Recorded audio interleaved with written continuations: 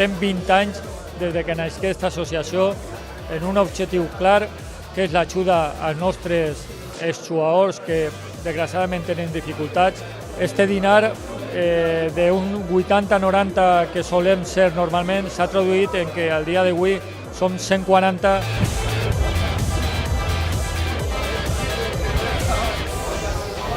Es muy importante para la asociación que cada año seamos algunos más y sobre todo que nos veamos cada año, cada temporada, que estemos aquí y que nos sigamos contando aventuras de las que siempre echamos de menos, ¿no?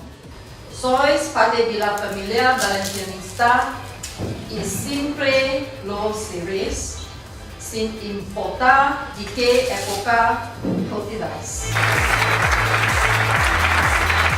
Como todos los años, siempre queremos reconocer la labor de algunas personas que casi todos conocéis, unas más, otros menos, pero que son importantes para nuestra asociación. Soy asesor de la Fundación y somos un equipo completo que trabaja día a día en un trabajo que quizás no es muy conocido, pero que hace una gran labor social, una gran labor cultural desde el punto de vista de recuperación del patrimonio histórico del club. No me lo esperaba porque como ya me lo había hecho el club, los veteranos no me esperaba yo que hicieran este homenaje.